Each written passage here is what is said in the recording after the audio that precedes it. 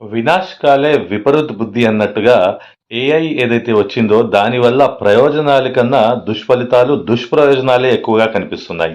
మీరు చూస్తే పైన ఉన్న రెండు ఘటనల్లో ఒకటేమో లక్నోలో ఒక యువకుడు తన ఏరియాలోకి పులి వచ్చింది అని చెప్పి ఏఐ ఫోటో వీడియో పెట్టడం జరిగింది. దానివల్ల పిల్లలు స్కూళ్ళు మానేశారు. ఫారెస్ట్ అధికారులు, ప్రజలు అందరూ కూడా గగ్గోలు పెడుతూ ఇది తీరా ఫేక్ అని చెప్పి ఆ అబ్బాయిని తీసుకువెళ్ళి జైల్లో వేయడం జరిగింది. అంటే ఆ ఫోటో ఎంత ఎగ్జాక్ట్‌గా వాడలోకి పులి వచ్చిందన్నట్టుగానే ఉంది.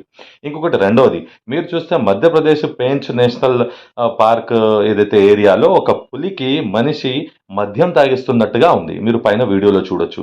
అయితే అది కూడా ఎంత ఎగ్జాక్ట్‌గా నీడతో పాటు ప్రతిదీ కూడా రియల్‌గానే చూపించారు. కానీ వాస్తవంగా అటువంటి ఏ ఘటన జరగలేదని చెప్పినా పెద్ద పెద్ద మీడియా ఛానల్స్ వాళ్ళు కూడా ఒక మనిషి ఈ విధంగా టైగర్‌ని కంట్రోల్ చేస్తూ మద్యం తాపించాడని, కొంతమంది పేటా వాళ్ళైతే ఇలా మద్యం తాపించడం తప్పు అని ఇవన్నీ జరిగిపోతున్నాయి.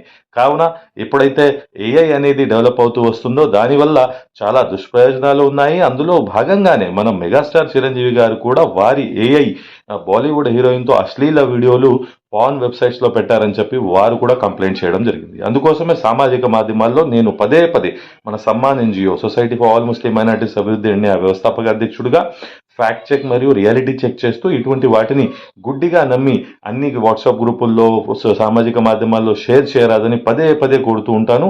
దీనిలో భాగంగానే ఇంకొకసారి ఈ రెండు వీడియోలు కూడా ఏదైతే ఒకసారి రియల్‌గా ఒక ఇమేజ్ పెట్టిన లక్నో కుర్రాడు, రెండవది పులికి మద్యం తాగించిన ఈ మనిషి, ఈ రెండు కూడా రాంగ్, ఫేక్, ఏఐ ఎడిటెడ్ అనేది గ్రహించి భవిష్యత్తులో మీరందరూ కూడా తగు జాగ్రత్తలు తీసుకొని ఇటువంటి వాటి నుండి దూరంగా ఉంటారని మిమ్మల్ని అందరినీ కోరుతూ మరిన్ని వీడియోస్ మరియు అప్డేట్స్ కోసం అడ్వకేట్ సాదిక్ షేక్ యూట్యూబ్ ఛానల్ని లైక్, షేర్, సబ్స్క్రైబ్ చేయగలరని కోరుతున్నాను. Thank you one and all.